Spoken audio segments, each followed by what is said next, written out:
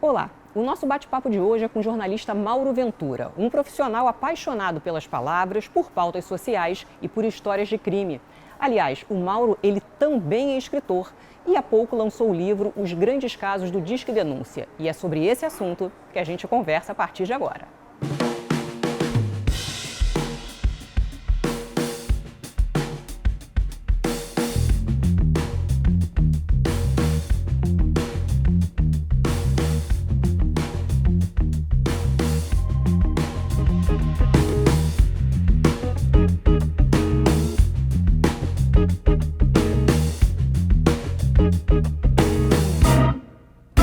Mauro, é um prazer estar aqui com você para conhecer um pouquinho mais da sua história e da sua carreira. Obrigado, Ingrid. É um prazer estar aqui e obrigado pela oportunidade, nesse convite para falar de assuntos que me são tão caros e importantes. Bom, e a gente preparou uma reportagem sobre a carreira, e a trajetória de vida do Mauro. Vamos assistir. Mauro Ventura é jornalista desde 1985. De lá para cá, atuou como repórter especial, editor e colunista. Passou por veículos como a revista Isto É, o Jornal do Brasil e o Jornal O Globo. Com a reportagem Tribunal do Tráfico, ele venceu os prêmios ESSO e Embratel de Jornalismo em 2008. Em novembro de 2023, Mauro lançou o livro-reportagem Os Grandes Casos do Disque Denúncia, fruto de anos de pesquisa de crimes que, de alguma maneira, passaram pela Central de Atendimento Especializada em receber informações anônimas da população. A sua experiência com a escrita também inclui o livro O Espetáculo Mais Triste da Terra, O Incêndio do Gran Circo Norte-Americano, que venceu o Prêmio Jabuti, e a coautoria na coletânea Diário de uma Angústia, A Força da Escrita na Superação da Doença. Mauro Ventura tem história para contar e a gente quer ouvir. Mauro, para começar, eu queria que você me falasse o que te despertou para o jornalismo. Na verdade, Ingrid, o jornalismo era meio que um caminho natural para mim, porque meus pais são jornalistas, eu convivo com jornalistas desde que eu nasci, eu frequentava redações quando era criança, só que eu nunca pensei em ser jornalista. Pelo menos racionalmente, não passava pela minha cabeça ser jornalista. Eu fui fazer engenharia elétrica, fiz 4 anos e meio de engenharia elétrica, larguei porque detestava desde o primeiro dia, fui fazer história, passei. Aí pensei, não, mas também não é isso que eu quero, pensei em fazer economia. Enfim, chegou um momento que eu já estava com 20 e poucos anos que eu não tinha a menor ideia do que fazer na vida. E aí um dia, assim, pensando, eu falei, por que não dar uma chance ao jornalismo? E aí eu resolvi fazer e me apaixonei. Ou seja, um amigo meu, que é jornalista e escritor, Miguel Souza Tavares, ele fala assim, olha, Mauro, já estava nos seus genes. Ou seja, eu estava com aquilo latente, guardado em mim, mas nunca quis admitir para mim mesmo que eu queria ser jornalista.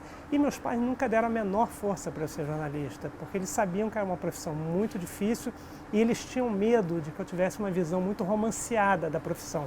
Porque a nossa casa era meio que um ponto de encontro de intelectuais, políticos, artistas, que decidiam os destinos, assim, da cultura e dos próprios rumos da política nacional. A gente vivia uma época de ditadura e a gente centralizava, a casa da gente na Urca era meio que uma pensão onde estava todo mundo ali reunido. E eu passava a madrugada assim, escondidinho, na escada, assistindo aquelas discussões, mesmo sem entender aquela fumaceira, todo mundo fumava muito na época, e eu ali, assim, só observando. E eles tinham medo de que eu achasse que isso era jornalista, era festa. A gente ia a todas as estreias de show, espetáculos, peças de teatro. Eles ficavam meio que, será que o Mauro não acha que a vida de jornalismo é meio glamourosa demais? Então nunca falaram nada, mas a partir do momento que eu decidi ser, eles deram a maior força. Porque também eu já estava com 20 e tantos anos, já era jornalista, já era estudante profissional quase. E você se orgulha de já ter dado, já ter contribuído para a sociedade com todos esses trabalhos que você vem fazendo ao longo desses anos?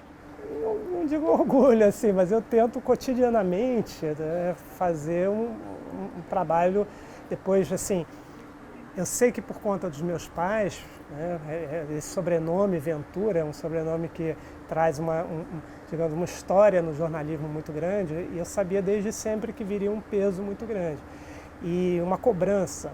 E quando eu virei editor muito novo, eu tinha, assim, nem 30 anos, quando eu já virei chefe. E a primeira coisa que eu ouvi foi, também filho de Zuenir Ventura, até eu.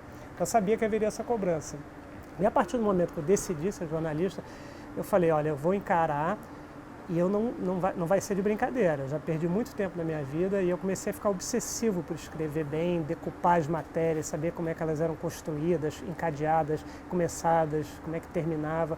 E eu falei, bom, e eu tenho, digamos, o exemplo, né, dos meus pais em casa que me ajuda nessa caminhada, né? Um exemplo de muita ética, muita correção, muito respeito pelos personagens, muita humildade, muito interesse.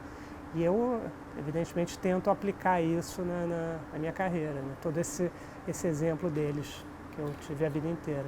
Agora, pautas sociais e pautas investigativas têm o mesmo peso para você, Mauro? É curioso, porque a minha carreira como jornalista ela é quase toda baseada na cultura. Eu sempre fui da área cultural, sempre passei a vida inteira entrevistando artistas, né, músicos, cineastas, escritores, diretores. E essa era a minha trajetória, sempre foi mais ligada a essa área da cultura. Só que chegou um momento na minha vida em que eu assumi uma coluna chamada Dois Cafés e a Conta, no Globo, em que eu percebi que não estava me satisfazendo mais, me contemplando em termos profissionais e humanos, só esse tipo de personagens famosos, etc. Porque eu acho que os anônimos, eles têm uma riqueza, né? Ao longo do tempo eu fui, assim, eu adoro conversar, o jornalismo te permite isso, de você conhecer as mais variadas pessoas. Num dia você está na favela de manhã e de noite você está num apartamento de cobertura na Vera Soto. E eu senti a necessidade de sair um pouco da mesmice, porque você abre o jornal, você liga a televisão, você vê um site e você tem sempre as mesmas pessoas. Há uma certa repetição de personagens que estão ali na mídia e que se repetem. E eu falei, tem tanta gente interessante nesse Brasil para você escutar, dar espaço, dar voz, que eu falei, não, eu acho que é uma área que eu gosto, eu tenho a área social é uma área que apesar de eu não ter exercido uma carreira nessa área, é uma área que me interessa muito. Eu acho que a gente tem disparidades, uma desigualdade muito grande no Brasil e eu acho que os projetos sociais e as pessoas ou organizações suprem lacunas muito importantes. E eu achei que eu vi ali uma oportunidade de dar visibilidade a essas pessoas anônimas que fazem um trabalho tão grande e que às vezes o que falta para elas é um espaço para mostrar aquele trabalho. E eu fiquei muito feliz de ter podido proporcionar com a coluna esse espaço, né, para pessoas que merecem. Né? Não estou dizendo que os artistas não merecem, claro que merecem, mas eu acho que também tem uma parcela muito significativa de pessoas que fazem coisas e que não têm esse mesmo espaço. Né? Agora vamos falar um pouquinho do seu trabalho do momento, né, Mauro? Você é editor do site Testemunho Ocular do Instituto Moreira Salles, dedicado à preservação do fotojornalismo brasileiro. Eu queria que você me contasse um pouquinho. Esse é um projeto do Flávio Pinheiro, que é um grande jornalista, que foi meu chefe e que trabalhou no Instituto Moreira Salles durante muito tempo. E é um cara assim que ele sabe ver a importância que o fotojornalismo tem para tradução, interpretação e revelação do mundo. E a gente tem uma quantidade de fotojornalistas absolutamente magistrais. Só que você muitas vezes, você não associa, você olha uma foto impactante, você não tem a menor ideia de quem está ali por trás, a assinatura por trás. Você tem, claro, os grandes nomes, você tem Evandro Teixeira, Walter Firmo, são figuras assim indispensáveis para a compreensão da realidade brasileira, mas você tem uma quantidade muito grande de pessoas ali que estão enfrentando, né, subindo morro, enfrentando guerras, se arriscando sua vida para trazer para mais perto da gente aquela realidade, realidades tão duras.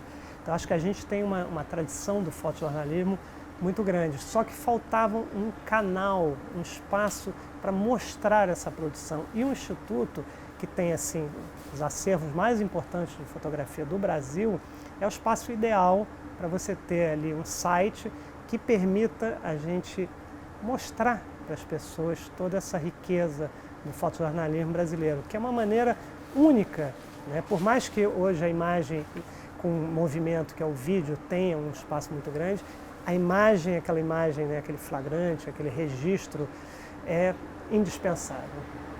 E no final do ano passado você acabou lançando um livro. Eu queria te perguntar de onde surgiu a ideia, né? Como é que foi o processo de idealização desse seu último livro que mostra os principais casos do Disque Denúncia? Como eu falei, eu sempre militei nessa área da cultura. Só que em 1995 eu tive um problema de saúde muito grave. Eu tive um derrame cerebral hemorrágico que me deixou fora do circuito durante quase um ano, cerca de um ano. E aí, a partir do momento em que eu tenho que me afastar do Jornal do Brasil, fico um ano fora, quando eu volto, evidentemente que aqueles espaços onde eu trabalhava já estavam ocupados, ninguém vai deixar um ano os cadernos sem editor. E aí o Jornal do Brasil, meio que sem ter onde me encaixar, eu não dava para me botar como editor de novo, ninguém sabia como é que eu estava, né? Ele meio que botou, vamos botar o Mauro como repórter especial. Por quê? Porque aí eu não ia atrapalhar, entendeu? O que viesse de mim seria lucro. E nesse momento eu falei, opa, por que não começar a fazer um pouco de segurança pública, que é uma área que eu gosto, sempre fui muito leitor de romances policiais, por que não experimentar? Naquela época, o Rio de Janeiro vivia um período assustador de sequestros e durante um ano, eu e uma repórter, Denise Ribeiro, a gente entrevistou vítimas, sequestradores, negociadores, policiais, advogados, todo mundo que de alguma forma estava envolvido com esse tema, a gente entrevistou. E foi aí que eu conheci o Disque Denúncia, né? E aí eu fiquei fascinado, eu falei, nossa, isso é uma ferramenta única no mundo, você tem... Ele se origina do Crime Stoppers americano, mas ele é muito mais, assim, ele tem um alcance muito maior. E aí eu me aproximei e conheci o Zeca Borges, que era o então coordenador. E o Zeca era uma grande figura, era uma pessoa que lidava com o que há de pior no ser humano, mas que não se deixava contaminar por todo aquele horror. E a gente conversou ao longo do tempo, eu comecei a fazer muitas matérias sobre o Disque Denúncia, embora o meu foco fosse a cultura, eu comecei a fazer comecei a escrever notas, fazer matérias pontuais. E aí um dia eu cheguei para o Zeca e falei assim, Zeca, por que a gente não faz um livro sobre o Disque Denúncia? Ele falou, gostei. Aí a gente marcou uma data, 2015, que seriam os 20 anos do serviço, porque ele surge em 1995, mas as agendas muito ocupadas dos dois inviabilizou completamente essa história. Até que em 2020, um amigo meu, editor, Roberto Feite, né, do selo História Real, da Intrínseca, chegou para mim, num bate-papo, e falou, por que vocês dois não escrevem um livro sobre o Disque Denúncia, sobre os grandes casos do Disque Denúncia?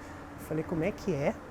Vem cá, há 20 anos que eu quero fazer isso, eu e o Zeca, e a gente não tem apoio, não tem oportunidade, de repente você vem oferecer de bandeja tudo que a gente quis, aí juntou, né, claro, a fome com a vontade de comer.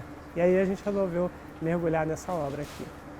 Bom, e o livro que a gente está conversando é esse aqui, é Os Grandes Casos do Disque Denúncia, e a gente vai para um breve intervalo, mas a gente volta já já para continuar conversando sobre ele.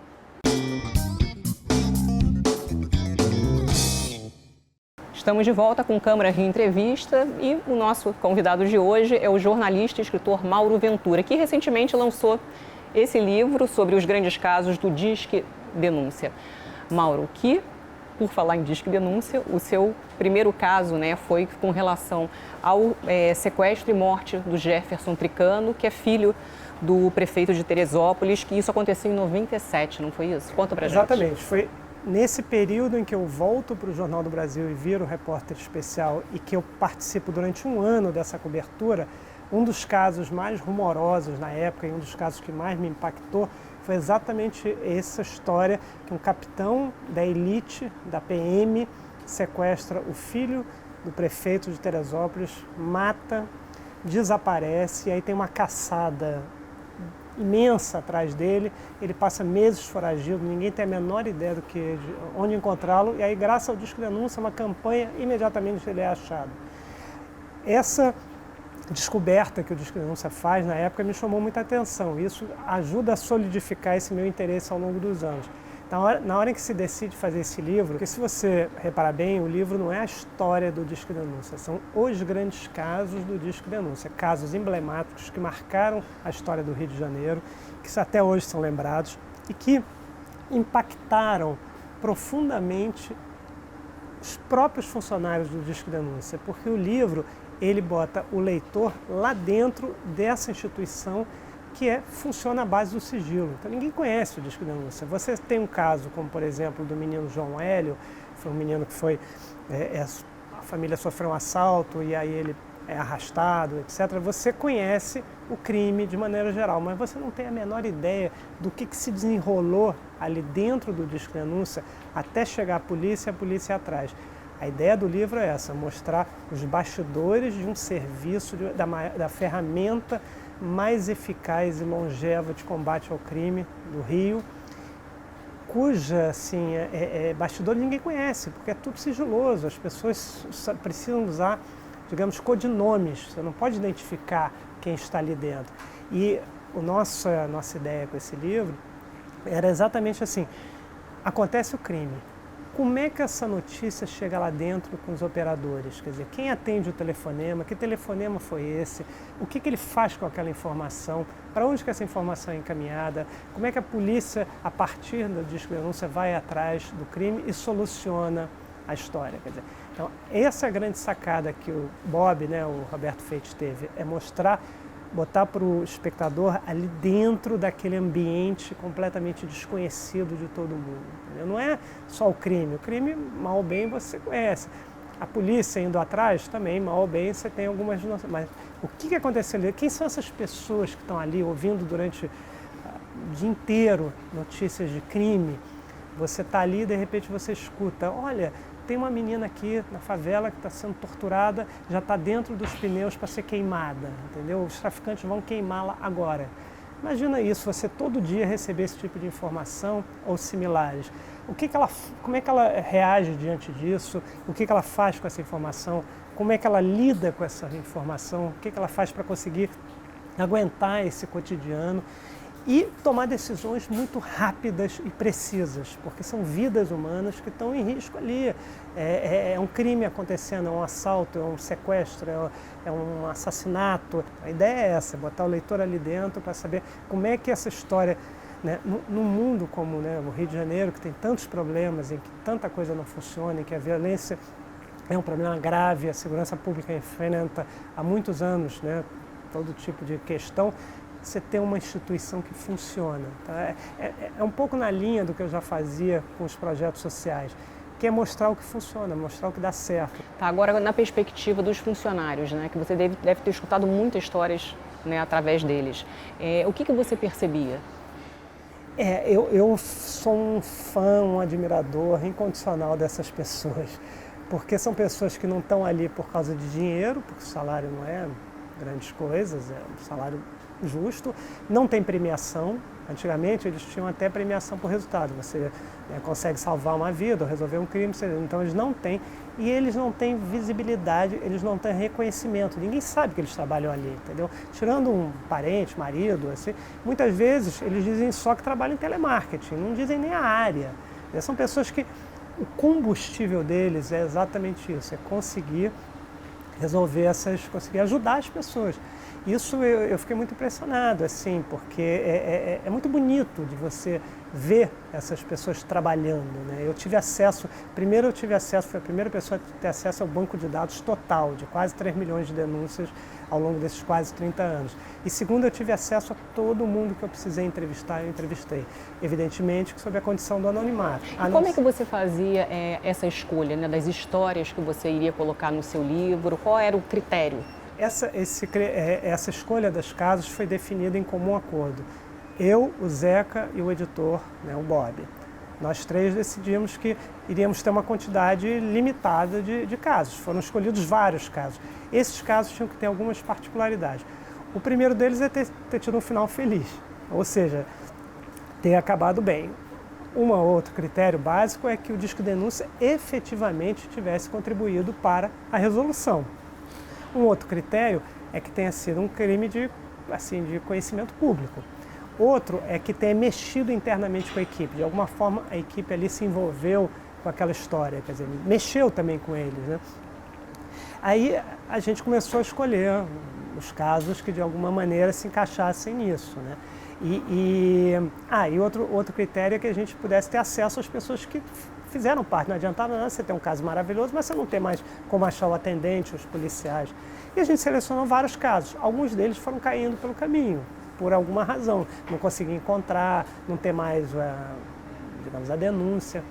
Mas eu fiz questão de que alguns casos estivessem presentes, principalmente o primeiro deles, porque ele é em ordem cronológica. O primeiro deles é o triplo sequestro que acontece em outubro de 1995. O disco denúncia tinha 3 meses de idade apenas e, de repente, no mesmo dia, 3 jovens estudantes, filhos da elite, são sequestrados no mesmo dia. Isso causa um alvoroço na cidade, né? Uma cobrança, até porque um deles era filho do presidente da Federação das Indústrias do Estado do Rio de Janeiro. Quer dizer, nesse caso, o Disque Denúncia resolve em pouco tempo 2 desses sequestros. Quer dizer, então ninguém conhecia o Disque Denúncia. Em agosto, quando o Disque Denúncia surge, ninguém sabe o que é o Disque Denúncia, 1º de agosto. Aí no dia 25 de outubro você tem 3 sequestros e logo em seguida o Disque Denúncia. E aí, como diz o Zeca, estourou, explodiu o tal do Disque Denúncia de quem ninguém nunca tinha ouvido falar. Então isso é um divisor de águas, é um momento chave. Esse caso tinha que estar. Agora, Mauro, a avaliação que você faz do Disque Denúncia, né? O que ele contribuiu para hoje em dia? E eu vou além, eu queria também que você me falasse qual é a relação, no seu ponto de vista, do Disque Denúncia com a polícia. O Disque Denúncia, ele superou em muito o seu modelo original, que é o Crime Stoppers americano. Em termos de capilaridade e de resultados, não há nenhuma ferramenta de combate ao crime no mundo que se assemelhe ao Disque Denúncia. Mas claro que o Disque Denúncia sozinho não resolve, ainda mais porque ele enfrenta sempre uma crônica falta de verbas. As autoridades acham que o Disque Denúncia já está aí mesmo e sempre foi uma relação delicada, esse apoio financeiro. E aí ele parou de operar 24 horas por dia. Só que o fato dele ter parado de funcionar 24 horas por falta de dinheiro e ter tido que demitir muita gente e ter parado de funcionar fim de semana, etc. e tal, você imagina a quantidade de casos que você deixa de resolver. Por exemplo, violência doméstica, que acontece muito fim de semana. Antigamente você poderia ouvir uma briga, não sei o que, e ligar para o Disque Denúncia num domingo. Hoje em dia não, entendeu? Você pode tudo bem mandar o WhatsApp, você pode mandar para o aplicativo, mas não é um retorno imediato que nem uma pessoa dizendo, espera aí que eu já transcrever a história e já mandar para a polícia. Então, o fato dele não funcionar mais 24 horas como antigamente é um problema gravíssimo, seríssimo. E eu acho uma miopia, né, das autoridades não perceberem isso. Porque realmente o crime não espera. O crime não vai, chega fim de semana ou chega de madrugada, o crime vai parar, as pessoas vão parar de sequestrar, matar, assaltar. Não. Só que o Disque Denúncia, por falta de dinheiro, teve que interromper. Eu acho que é fundamental perceber essa importância e voltar a ajudar as autoridades voltarem a colaborar. Porque, claro, sozinho você não vai resolver, né? Mas é uma ferramenta muito importante. Tá ótimo. Eu sou suspeito para falar, porque eu fiz um livro sobre o assunto, mas com base nesses quase 30 anos de conhecimento do Disque Denúncia, e realmente, fazendo o livro, eu virei mais fã ainda. Tá ótimo, Mauro. Muito obrigada pela nossa conversa. Eu que agradeço, uma oportunidade incrível, única, muito rica, de poder falar um pouco, né, desse assunto. E a você de casa, muito obrigado também e acompanhe o nosso trabalho através das nossas redes, que estão na tela aí para você. Muito obrigada pela companhia, até o próximo encontro, hein? Tchau, tchau.